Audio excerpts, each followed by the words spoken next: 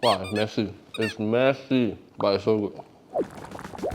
I was recently in China for 3 weeks, and on my 10th day, I was so sick of Chinese food. No hate to Chinese food at all. It's just, you know, having it day in, day out, I couldn't have it anymore. I went to KFC, I got a fish burger, and it just didn't hit the spot. Which is why, now that I'm back, I made this.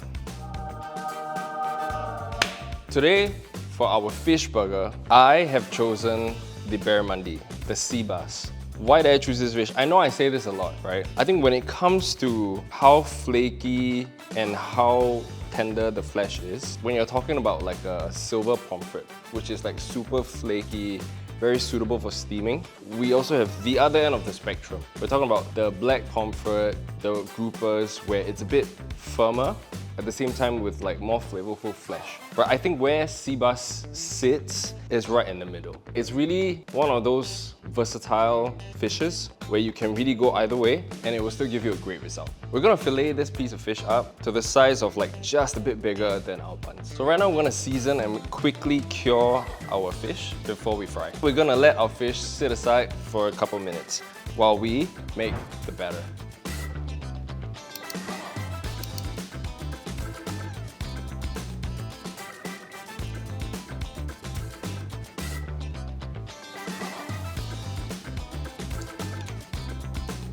We're gonna make a beer batter and we're gonna use a light ale. Anything around the genre of like an ale or lager works. Now we're gonna make the sauce. I wanna make it special. I wanna put a local spin to it. While I've been missing the fish burger, I've also been craving like that local flavor.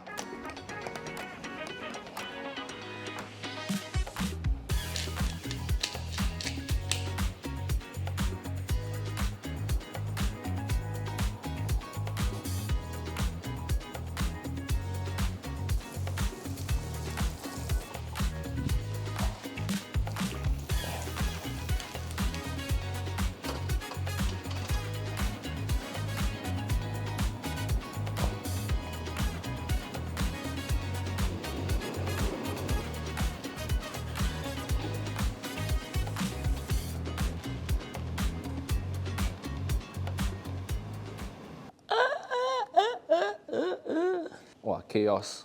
Chaos.